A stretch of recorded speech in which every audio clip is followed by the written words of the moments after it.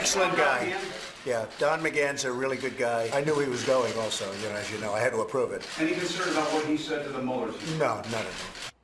That was President Trump saying that White House counsel Don McGahn, who is leaving shortly after the confirmation of Judge Brett Kavanaugh to the Supreme Court. He made that announcement today. That move, he says it was widely expected, but it was a bit of a surprise when it happened this morning. It is fueling speculation about his role in the Russia probe, specifically his extensive cooperation with the Mueller team earlier this month. That was the president was referring to in there, saying that he knew about it and that he sanctioned it, said it was okay. So here now, Ohio Congressman Jim Jordan, member of the House Judiciary and Oversight Committees, who also spoke with Bruce Orr yesterday. So you've been a busy man. Good to see you this evening, Congressman. Chuck Grassley was very concerned about the White House losing Don McGahn. He said, I hope it's not true McGahn is leaving White House counsel. You can't let that happen at real Donald Trump, he included in there. What do you say about that? I think Don McGahn's a darn good lawyer. I think he served the president well, but if he wants to leave, and the White House is fine with that, and the president's okay with that, then that's a White House decision. I think the president's got a good legal team around him, Mr. Giuliani, Mr. Flood, and a host of other folks who are helping him out. And I think what we do know is Mueller's investigation now, 15, 16 months, not one bit of evidence, not one bit of evidence that there's been any type of coordination between the Trump campaign and Russia to influence the election. All right, but you haven't seen the report yet, so you don't really know what Robert Mueller has yet. We don't know, but come on. I mean, everything we've heard, there hasn't been, but we've learned all kinds of things about what the FBI did wrong, and we learned some more of that yesterday when we deposed Mr. Orr. Yeah, so you spoke to Bruce Orr yesterday. The president said this about him in a tweet: how the hell is Bruce Orr still employed at the Justice Department? Disgraceful and witch hunt. Rachel Maddow last night was very concerned about the Department of Justice potentially losing Bruce Orr, and you guys grilling him yesterday behind closed doors. Here's what she said. I don't know exactly what these targeted attacks by the White House and congressional Republicans will ultimately do to the capabilities of the Justice Department and the FBI when it comes to fighting things like Russian intelligence operations in the United States and Russian organized crime and Russian money laundering through American real estate. So Bruce Orr was key to all that, and she's very worried that our national security will be in peril if you guys bully him and he ends up losing a job.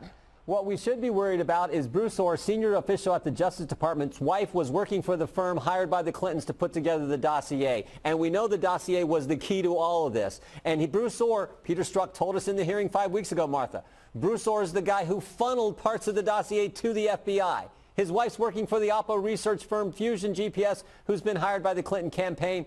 And we know the dossier was taken to the court. And I'll tell you what we got confirmed yesterday. When they went to the court, the FBI knew three important things, and they didn't disclose this to the court. They knew the Orr's involvement in production of the dossier. They knew that Christopher Steele had this extreme bias against the president, and they knew who paid for the dossier, and they didn't disclose those key facts to the court when they went there to get the warrant to spy on Carter Page and the Trump campaign. That's pretty remarkable. It is remarkable. When someone who works at the Department of Justice is bringing information, and I heard, basically giving the thumb drive, handing over stuff straight from Fusion GPS over to the FBI and saying, here's what we got. And he also admitted to, in this testimony yesterday, that he felt that Steele was biased. So they all know that on that side of the equation. But then when they apply for the FISA warrant, they don't mention that. They don't include that part of, at least, you would say all, but a good majority of what they're basing the FISA warrant on is not, it hasn't been disclosed that the person who told them is very biased. Yeah, you and I go to court, Martha. We got to tell the truth, the whole truth, nothing but the truth. The FBI should have to do the same darn thing, particularly when they're getting a warrant to spy on a fellow American citizen, and they're doing so, I believe, to spy on the Trump campaign. That is as fundamentally wrong as it gets. Here's the other key thing that came out yesterday. You think about this. Why did Glenn Simpson and Christopher Steele pick Bruce Orr in the first place?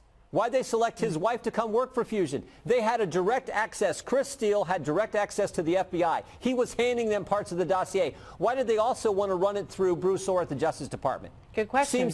It seems to me to create weight and credibility behind a document that was completely false. If you can now go tell the press and tell other people, oh, a senior Department of Justice official is also talking about the dossier and also passing it on to the FBI, it gives it weight when in fact it was completely a uncredible, unverified document and a bunch of garbage. Yeah. Understood. So the ranking members of your committee, Mr. Nadler and Mr. Cummings, put out a late statement today. They say we can understand why Republicans are increasingly desperate to create a distraction and undermine the Department of Justice as a hedge against what the investigators might find. Your thoughts, and then I have one more question for you before I let you go.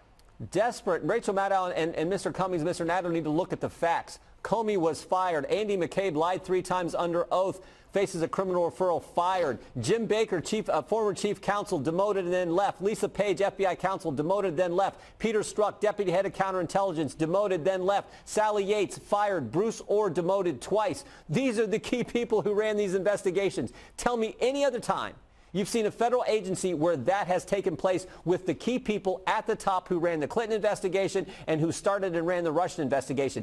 That's the biggest problem, and what we're trying to do is get the answers and the facts so that you can report them to the American people, and the American people can fully understand just how bad it was at the top of the Justice Department when this happened. All right, let me ask you one more thing. You mentioned Sally Yates. We get a lot of questions about her potential role. Bruce Orr worked for her. We know that she signed one of those FISA requests.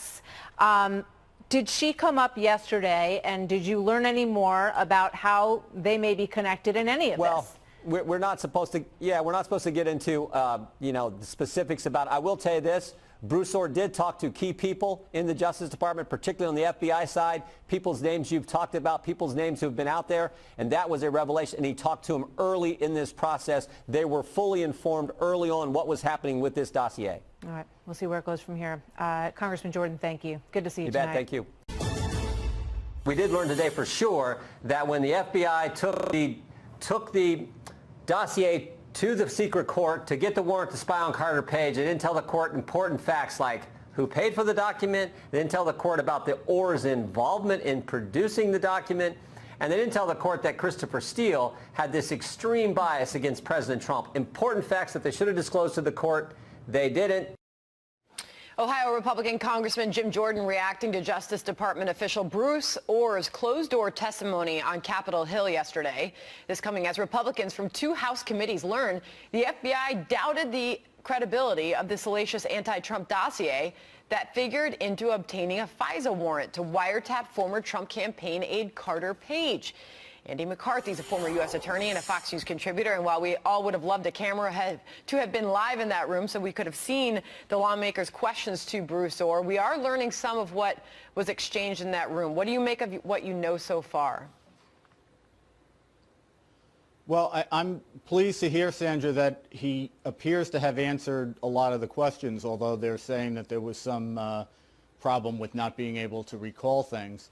I was a little bit concerned that they'd try to cut off entirely important areas of inquiry. That apparently didn't happen.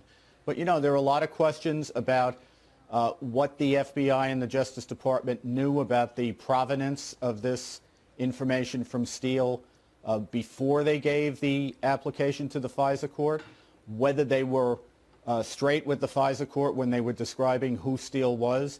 And importantly, and I think this is something that hasn't been covered much, what about the information that Steele was transmitting to the Justice Department and the FBI through Orr after the first FISA application?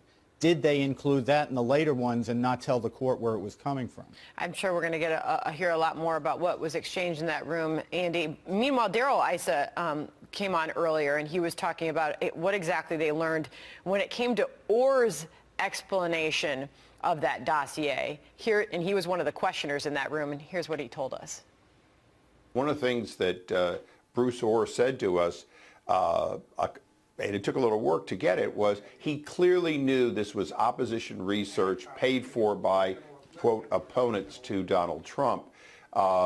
He said he didn't know it was the DNC at the time, nor did he need to. His wife was happily doing op research and then turning it over as evidence. What did you think of that? You know, I think this is crucially important, and it also goes to what the FBI and the Justice Department knew at the time that they initially applied for the warrant. This information came from Fusion GPS, which is contracted ultimately by the Clinton campaign. And, you know, I think it is important to emphasize this. Fusion GPS's job was not to investigate Donald Trump or help the FBI investigate Donald Trump. Fusion GPS's job was to get Hillary Clinton elected president. And everything they did and everything they touched in terms of what their project was on Donald Trump has to be looked at through that prism. I mean, sometimes you read this stuff and you see this reporting and you would think that, you know, Fusion GPS is just like another FBI unit in the country. They were a campaign component that was trying to get a candidate elected. Andy, do you think it's strange that Bruce Orr has not been interviewed yet, at least by Robert Mueller? Well, you know, whether he has or not, I don't know that we can be confident that we know the answer to that. I'll tell you this, when you're dealing with somebody who is a government official and who is still inside government, that's a lot easier investigation for a prosecutor to carry out, because you don't need subpoenas and court process in order to get your hands on the relevant documents. So it may be, if Mueller hasn't spoken to him yet, it may well be that, you know, they're trying to assemble and master all the documents before they talk to him. I'd be surprised, though, Sandra, because we know from the paper trail that Orr was passing along to Mueller the desire of Steele to be, you know, to have a path into Mueller's investigation and to speak to those investigators. So it'd be odd if Orr was playing that role for Steele and yet not dealing with Mueller directly himself. Finally, I want to ask you about this one of the president's latest tweets. This came out this morning. He wrote, quote, Hillary Clinton's emails, many of which are classified information, got hacked by China. Next move better be by the FBI and DOJ. After all of their other missteps, and he lists many of them, their credibility will be forever gone. I've got to leave it there, Andy, but that was the president's final word on that, calling into question the credibility of the DOJ. That is where we are today after that line of questioning by lawmakers. Andy McCarthy, thanks for coming on the program this morning.